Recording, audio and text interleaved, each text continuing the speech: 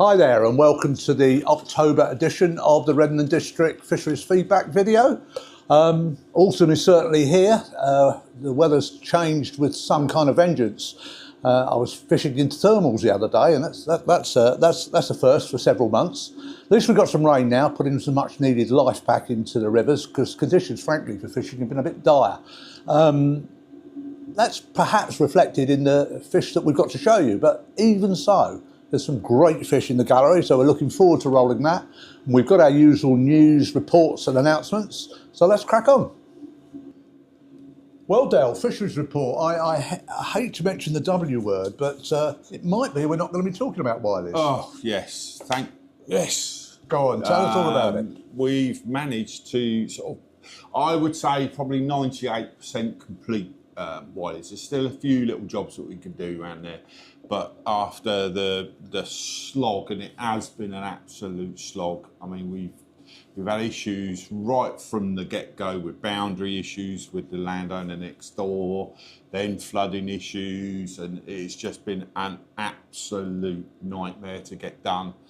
But we're done. Gates are on, fence is done, the banks are built up, the car park sorted out.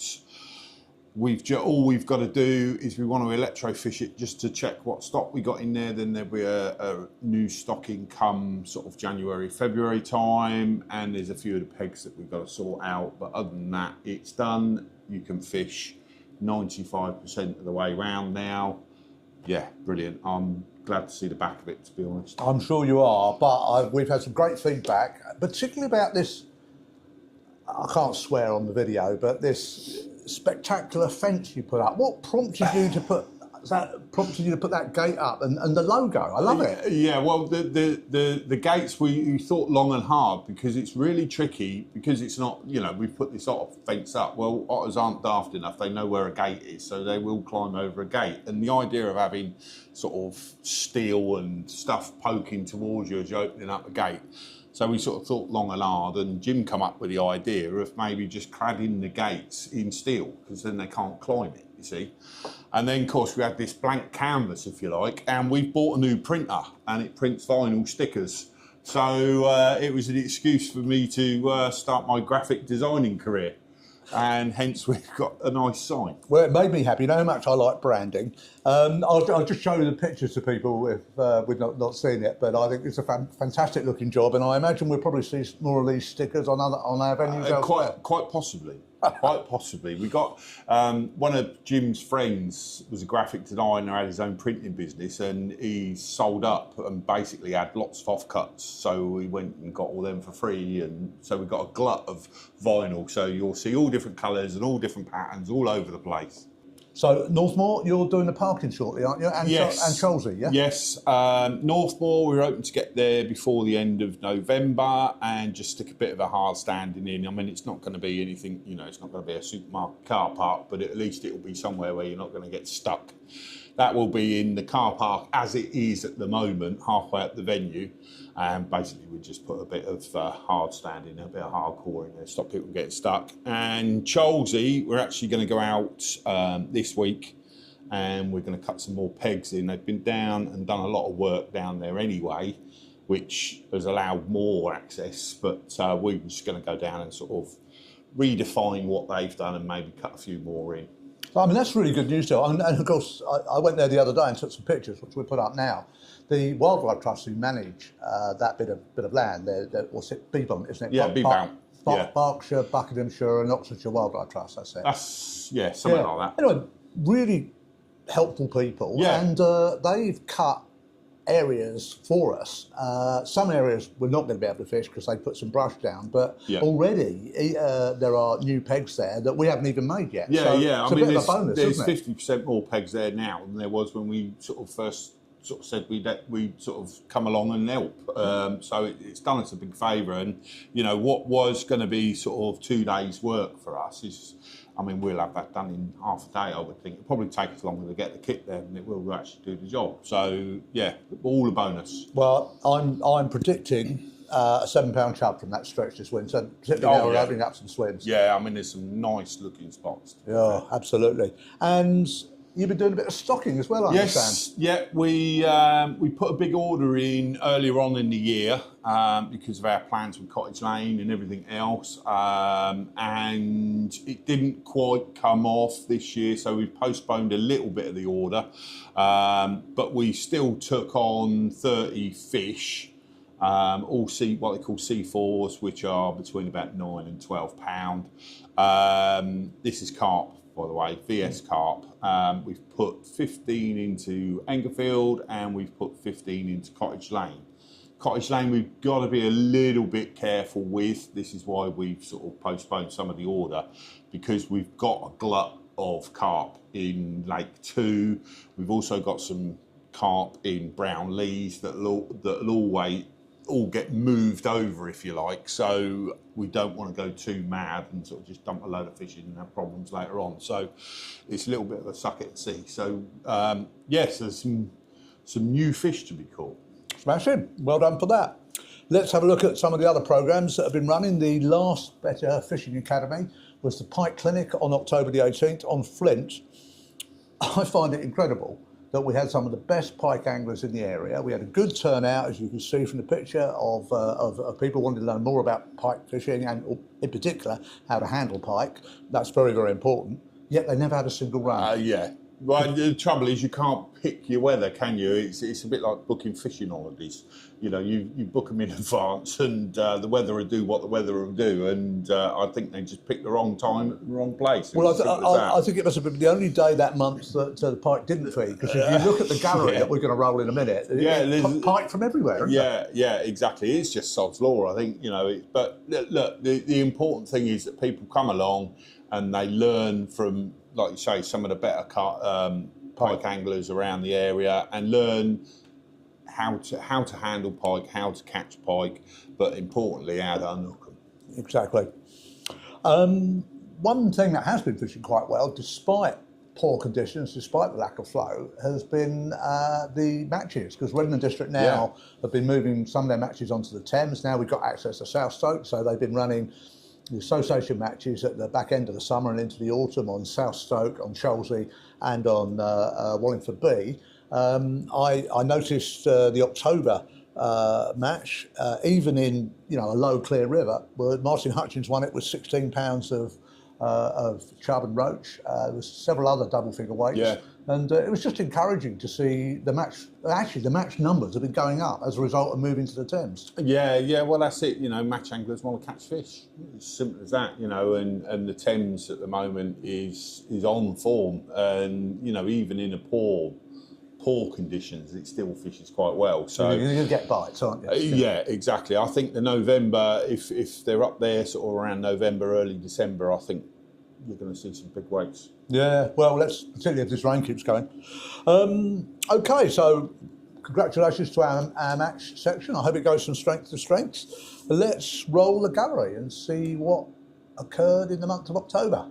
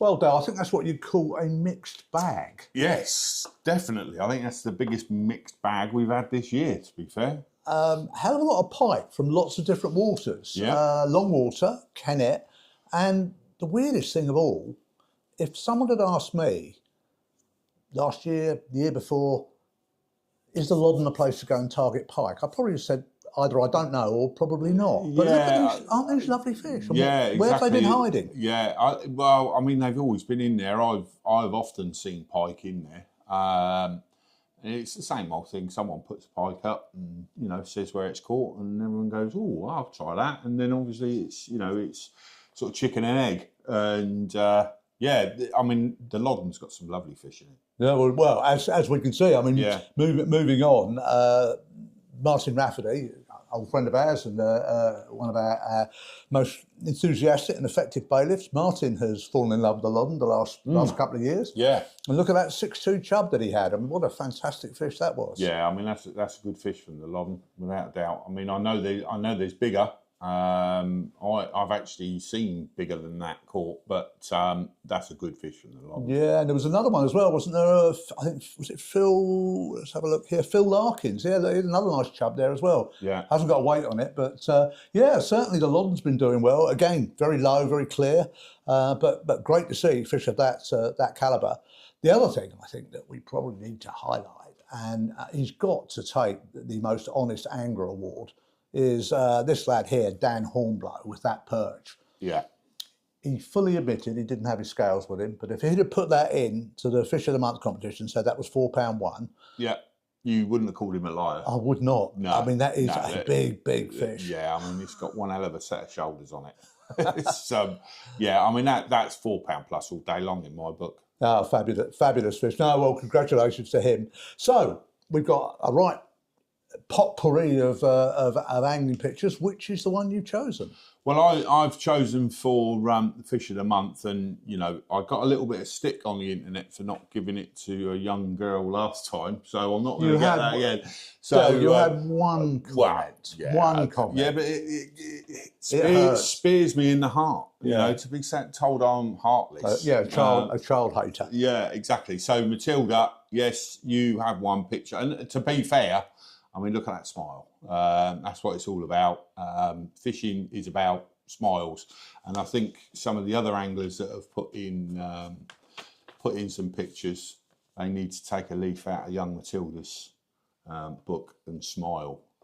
So Matilda, give us a shout, and we'll get you a hat, Redden District hat, and some bait, courtesy of Bait Tech and Rod Hutchinson. Just drop us a message, and we'll make sure that's in the hut for you. Congratulations, Matilda, and keep smiling. Right, slightly new aspect now, or new feature now. We really like some of the stuff that Jem Fox posts, and he did that great little bit of video a couple of months ago with Carp on the Fly. He's done one of, I'm not sure whether he was touch ledgering or rolling ledger. I think it was rolling meat for Barbel on Lower Benions. Anyway, we're just going to play the clip now of Jem in action and him getting the bite and hooking the fish. Just that moment that all anglers love to experience. And then also there's a picture of the fish he lands. Bear in mind, very few Barbel have been coming out to Kennet, but not if your name's Jem Fox. So let's just have a quick look at this. It's pure gravel over there, I can feel it. Oh yeah. Oh yes.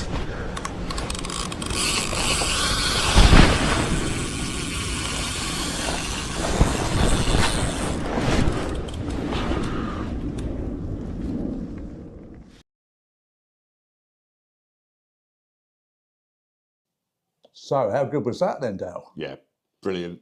Yeah, proper fishing. Yeah, exactly. That's it. Exactly that. It's tailoring your approach to the river conditions and the place you're fishing. Far too many people, we see it all the time. Oh, I haven't caught anything. I haven't done this. I haven't done that. Well, they've been sat in the same swim hour upon hour upon hour. You've got to get up, you've got to get mobile, and you've got to find them fish. Well, and sometimes present a moving bait. Exactly. Trundle the bait towards them. Don't expect them to come and find your bait. Exactly that. Chances are crayfish will find it before the barbel does. Yeah. Well, thanks a lot, Jem. Keep the videos coming. Keep catching those fish. I am sure you will. You enjoy the winter months and you never disappoint. Fish of the Month competition. My turn to make a judgment now. Well, we had 3 entries this month. We had young Tommy Roberts, a student of our Better Fishing Academy, doing very, very well in everything he tries. He's got this cracking perch, £2.14 from Wisley Mill. Definitely a 3-pounder come the end of the season, and plenty of room to grow more. Thanks for that one, Tommy. Paul Callow. Paul is involved with the Oxford District, or the Oxford and Abingdon Alliance, so we've got shared water up at Sanford. Paul's a very, very good Thames chub angler, and just towards the end of the month came up with this 611 from the Thames. A great fish, normally a worthy winner, but I've actually decided this month to give it to young Aidan Jordan. Aidan's caught a 3-pound 9-ounce perch from the Kennet. Now, those 3-pound plus perch are not as common as they used to be on the Kennet. Perch don't live very long, it's quite cyclical. That is quite an exceptional fish at this point in time for the Kennet. Less exceptional from the Thames, still a very, very good fish from the Thames. Oh, look, nobody's going to turn their nose up at a 3-pound plus fish. But a 3.9 perch from the Kennet, you know, well done, Aidan. So it's my pleasure to award you the Redmond District October Fish of the Month. Get in touch and we'll do the traditional handover of the trophy and the £50 Angling Direct voucher. Congratulations, and also congratulations to Tommy and Paul on your fish as well. They were all fine fish. Well done. Well, Del, we've got a new feature, I understand. Yes. Another new feature, and this is to mark the fact that Redmond District have crashed through the 2,000 member threshold. Yeah, well, I think it was about 4 or 5 years ago we set a target of trying to get up to 2,000 members, and this year we've actually achieved it. So to mark that momentous occasion, we thought we'd try and come up with a new giveaway, if you like, and have friends at Fortis have supplied us with a load of sunglasses. These are polarised glasses, fish finding glasses, so to speak. We can't guarantee that, but if they're there, you'll see them. And the way we've done it is because we were on Clubmate now, we can actually isolate people's birthdays. So what we've done is everybody that had a birthday in the month of October just gone. Everyone that's a member of Redmond District. Of course, yes, Right. a member of Redmond District.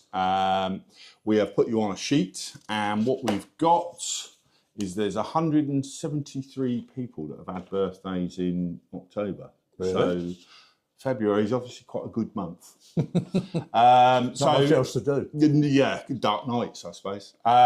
So, yeah, basically we've got a random generator there, and if I press this button here, it will generate another number 81. So whoever's number 81 on our sheet. 81 on our sheet is Christopher Wixon. Right, Christopher, you are now the proud owner of a set of Fortis sunglasses. I'll just show you the sort they are. They're about 25, 30 quid worth. They're nice. Anybody that's seen Fortis gear, not only do they do sunglasses, but they do all sorts of winter clothing, boots, all sorts, even do waders, would you believe. Set of those glasses, you'll look the kiddie, even if you're not catching anything. So give us a shout, drop us a message, and we'll make sure they're in the hut. And happy birthday. Thanks a lot, Del. So you value for your money for your 80 quid with Redmond District. We can't give people enough, can we? No. Right, finally, we need to look at the fishing prospects for November. So let's see what Jim's got to tell us.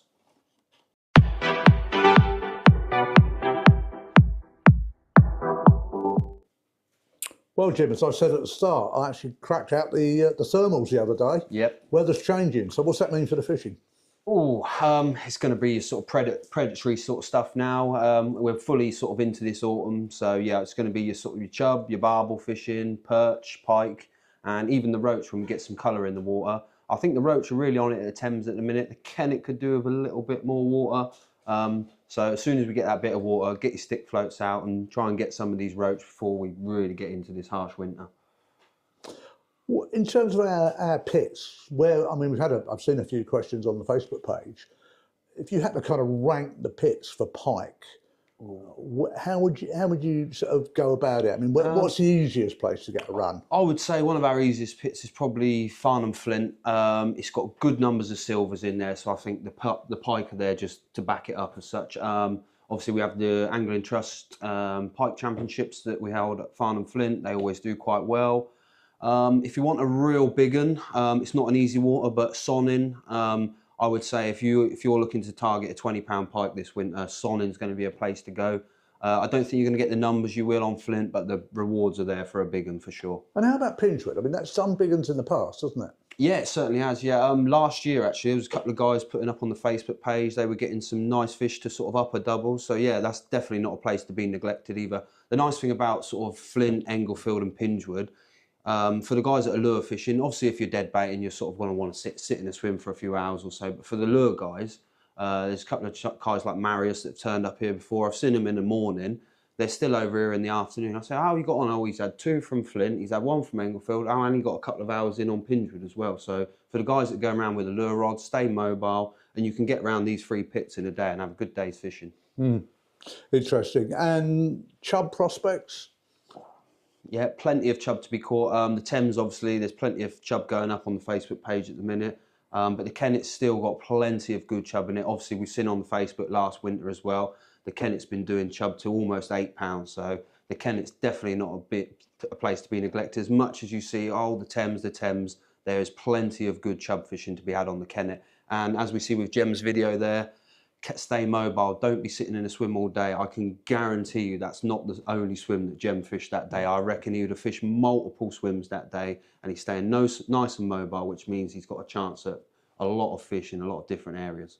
And we were saying about the Loddon, and that's produced some great pike and 1 or 2 chub, but I mean really with the Loddon, I mean my advice would be don't ignore it necessarily in November, but really wait till we've had those frosts and a flush through. Yeah. And then you really want to start thinking about targeting those Loddon chub, because there are a whole stretch of the Loddon that are wall-to-wall weed. Once we've had that flush through, once it's been cleared out, you can actually start to get to the fish. The swims become more fishable, yeah, exactly and the fish that live there become a lot more catchable. Certainly do, yeah. And again, like we see in Jem's video there, try not to be fishing these sort of static baits where you're dropping in a 2-3 ounce lead and it's hitting the bottom and it's staying in that swim. Move these baits around. These fish, the food that's coming down is not coming through and just sitting there in the spot. They're eating moving stuff a lot of the time. So stay mobile, fish light, let your sort of cast to the far bank, let it trundle round till it settles in that nice slack, and that's where the food's settling out. Under these snags on the Loddon can be great places for chub. Well, we look forward to seeing what comes out next month, but I think you're right. I reckon we'll see some big perch. I'm pretty sure we'll see some big chub and pike, and hopefully a nice roach or 2. Okay, so that's it for another month. Hope the fishing improves. Hope the conditions get a little bit better. Hope you have a great time. Tight lines out there.